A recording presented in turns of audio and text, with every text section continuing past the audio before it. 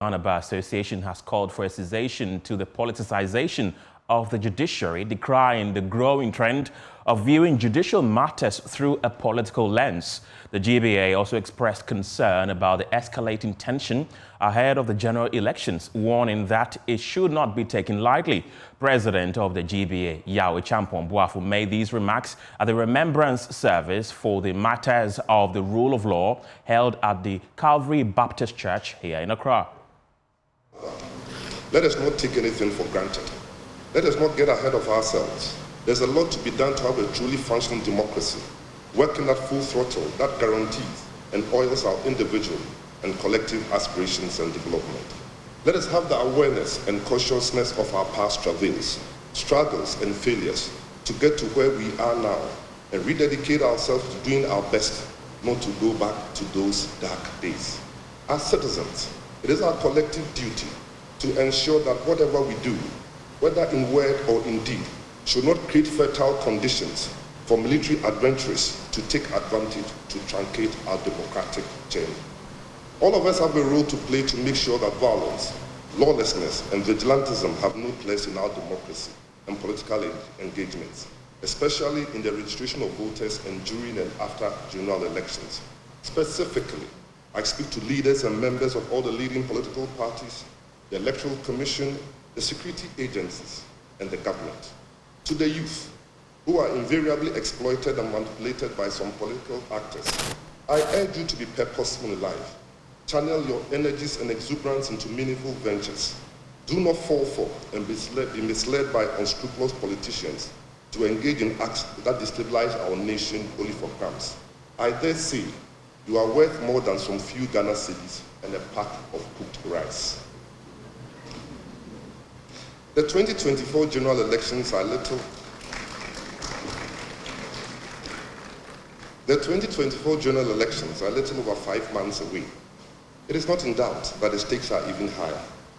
We cannot afford to witness and deal with similar acts of threats, intimidation, violence, vigilantism, and lawlessness, which can affect the peace and stability of Ghana and our general quest to consolidate our democratic rule and accelerate economic development.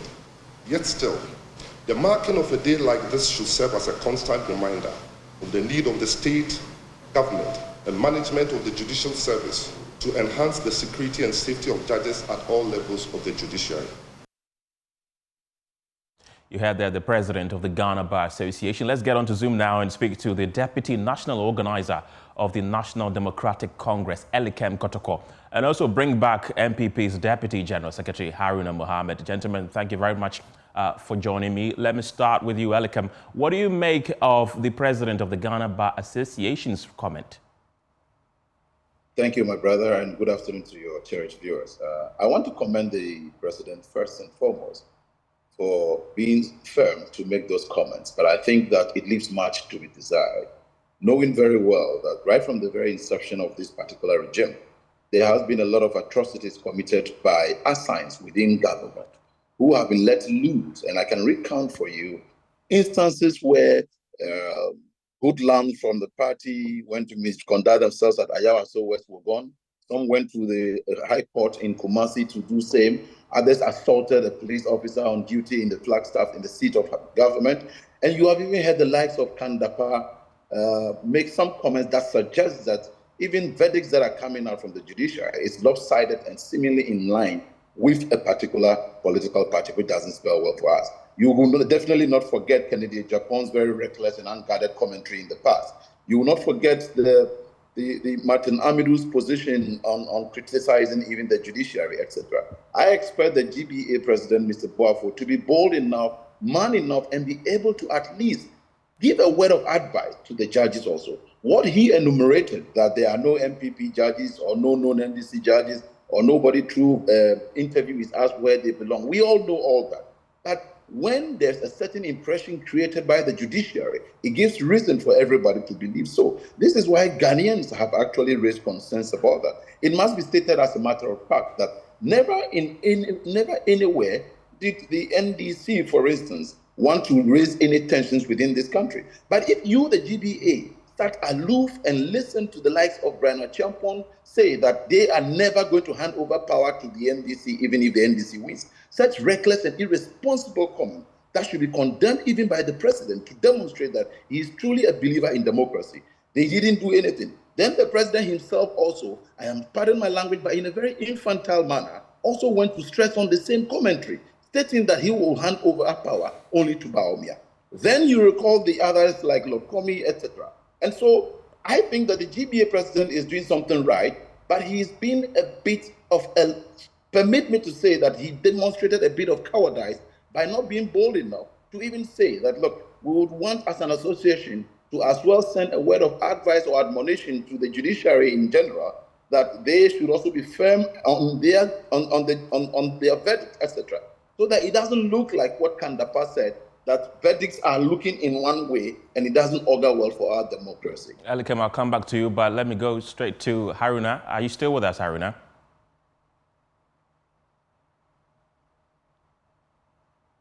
Hello, Haruna?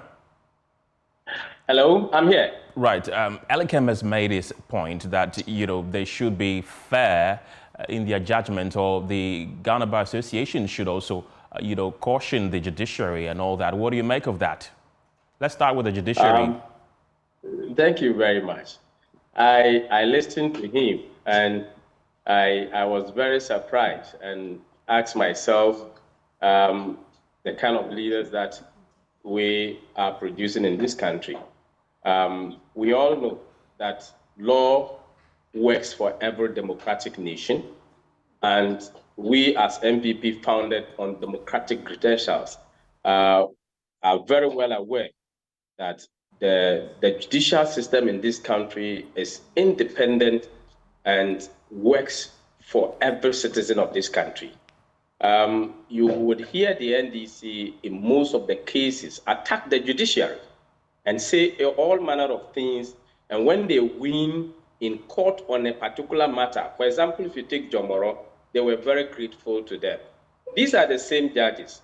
I continue to say that justice is not a commodity in the market where you will describe or prescribe the category of justice or the kind of justice that you need, where it will be produced to you. Justice are fought for within the court system when you are able to adduce and make sure that your case is properly presented. For me, I would say that this forms part of the democratic process. He did say that in the Fourth Republic, it is us as a party or government that we have created so much tension in this country. He referred to Ayawaso, but he failed to tell the Ghanaian public that people, hoodlums from Tamale, were sent to the Ayawaso to create confusions and what have you, and the state security met them with the measure of which to control them to bring peace and tranquility to the Ayawaso by-election. We were in this country. An interior minister told the whole country, the whole citizen, that violence begot violence. This was what an interior minister under the NDC regime has told us. This is the only government, the only political party that we have made sure that a bill has been drafted and sent to Parliament in terms of vigilantism and disbanded, for which this does not work for us. Okay. We are not a product of violence. We have never staged a coup in this country. We have never demonstrated that we are so much violent and we become the kings of violence. The NDC, through their flag bearer, indicated that they are, when it comes to violence, they are the paramount chiefs of violence. And my brother has failed to also remind us that all the violent activities that is happening, of which the Ghana Bar Association's president is so much worried about, the current happenings now, their own deputy general secretary sat on a national television and told the NDC supporters that if they are to go to polls, they should go with cutlasses and machetes. They should go with guns. Today, what has happened in Kaswa?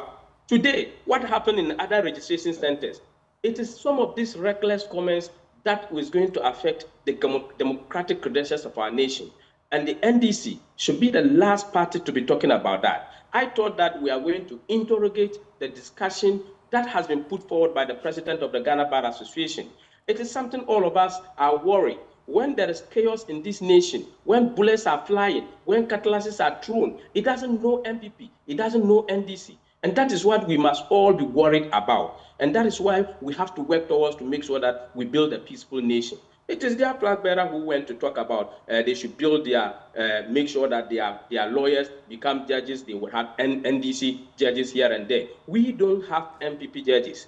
We have Ghanaian citizens who are sitting on the bench to make sure that they dispense justice and ensure that every Ghanaian citizen is able to get justice from the court system.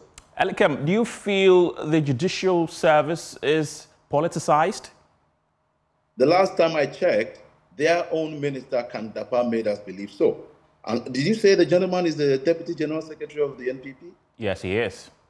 I think he needs to check the records, what Kandapa said with reference to the judiciary, which necessitated reason for His Excellency John Mahama to as well also refer to instances where the judiciary, which is supposed to be neutral, is seen to be political.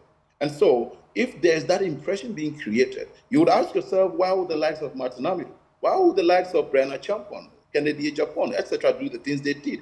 My brother here just lied on your channel, saying that at Ayawaso, state security was sent there. You recall the process which made us realize the likes of Double, who was a phone dealer at Tiptoe Lane, had 2 weeks training, and was given arms to go there and do what he actually did. You can recall a lot of incidents, the Techiman South, even the Ablekuma Central here. All these instances that we can make mention of. What exactly has been the posturing, the demeanor, and the conduct of even the president in trying to bring the country along to let everyone know that he decries or he's frowning on that? No. But just what you listen to the Deputy General Secretary want to do is to find reason to look for an equalizing opportunity, whether it was 8 years ago, 20 years ago, to say that you have also done this. Therefore, is he saying he's justifying the conduct of his people and etc.? Especially, I want to reiterate, does he recall exactly what Kandapa said about the judiciary? That's a question to you, Haruna. Can you hear him? I don't think he needs an answer to me because the Minister for National Security hasn't said anything. If he has said, your station is a station of record. Right. He has not said anything that affects the judiciary. He has not insulted any judiciary person. It is only their flag bearer, after losing election, had insulted the entire judiciary, even when he went to the Supreme Court without evidence. So for us, if he has that evidence, your station is the station of record. You should produce that. Right. The Ghana Bar Association also raised concerns about political commentary on issues that are in court. They say that it creates some sort of hostile, atmosphere. For example, the ambulance trial case involving Cassiel Atofosin, who is the minority leader, and Richard Jakpa. What do you make of that? Do you agree with the Ghana Bar Association's assertion that you should refrain from political commentary on cases that have political connotations that are in court? Let me come to you, Haruna. I think this is a justified call. The call is correct. And the judge on that matter also called on political actors who have been reporting on the proceedings in court to be very mindful of the kind of commentary that goes out there. You remember even in the election petition, the 2020 election petition, the judges had to also caution people or lawyers who respond and speak to the media with respect to the happenings within the court system. As we speak today, one person was mentioned, even in court, and that is their own communications officer, who has misrepresented facts of what happens in court. So I think that we have to be very careful. I am not a lawyer, and I have always restrained myself in speaking on matters that are before court, because once a matter is before court, court must be given the opportunity to do off with this particular matter.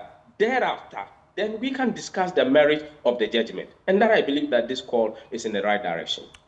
Right. Elikem, the Ghana Bar Association has raised concerns about commentary, especially political commentary, on issues that have political connotations that are before the court. Is your party going to abide by that and refrain from making political commentary on issues in court? Thank you so much. Like you said, I mean, it is a good call, and the NDC definitely will abide by that. But you see, it doesn't need even the call from the Bar Association's president for all parties to decide to abide by that. It is a civic duty and responsibility for all, as enshrined in the Constitution, for which we must even protect this country. So the NDC will always do that. But allow me, you being a media person, to finally reiterate and remind my brother that he being a General Secretary Deputy and not being aware of the commentary that Kandapa, the Minister of State at the time of National Interior, said about verdicts in court or judges and the cases, how it's been lopsided in one favor. That means that this is the Deputy General Secretary, I'm sorry, who is not on top of issues and has not been in the media space to know what the news is around him.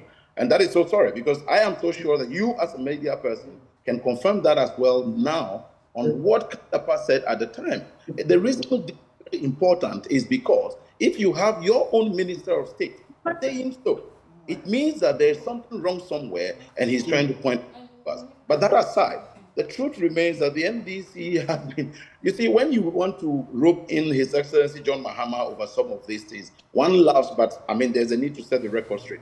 It is not a fallacy, it is not a falsehood that the NDC has a revolutionary background. Our history is part of the Ghanaian history. If my brother here ever heard people talk about the French Revolution, the Cuban Revolution, so must we be proud of the Ghanaian Revolution. That does not mean that we intend to visit that kind of system onto any Ghanaian. We, the very people in NDC, embraced democracy. It was not His Excellency Jerry John Rawlings who actually changed from military rule into to embrace democracy. Okay. So we do not take lessons from them at all. And this you should be very aware of. Right. I want to thank you very much, gentlemen, for your time this afternoon on the show. Well.